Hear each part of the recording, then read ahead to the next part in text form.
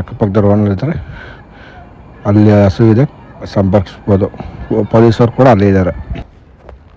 ನಾವು ತುಂಬ ಟ್ರೈ ಮಾಡಿದ್ವಿ, ನೀರೆಲ್ಲ ಹಾಕಿ ಚೆಸ್ಟ್ ಹತ್ರ ಎಲ್ಲ ಪ್ರೆಸ್ ಮಾಡಿದ್ವಿ. ಹಸು ಎದೋಳ್ತು ಒಂದು ಸಲ ಹಾಗೆ ಮಾಡಿದ್ದಕ್ಕೆ.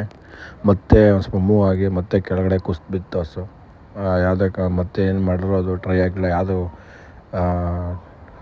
ಇದ್ರ ನಂಬರ್ಗೂ ಫೋನ್ ಮಾಡಿದ್ರು, ಎಮರ್ಜೆನ್ಸಿ ನಂಬರು ಯಾರು ಫೋನ್ ಕೂಡ ಪಿಕ್ ಮಾಡಲಿಲ್ಲ. ಅಷ್ಟರಲ್ಲಿ ಡೆತ್ ಆಯಿತು ಹಸು. ಕಾರ್ಪೊರೇಷನ್ಗೆ ಫೋನ್ ಮಾಡಿ ಅಭಯ್ ಅವ್ರಿಗೂ ಫೋನ್ ಮಾಡಿದ್ವಿ. ಅವರು ಇವಾಗ ಯಾರು ಬರೋಕ್ಕಾಗಲ್ಲ ಅಂತಲೇ ಹೇಳಿದ್ರು.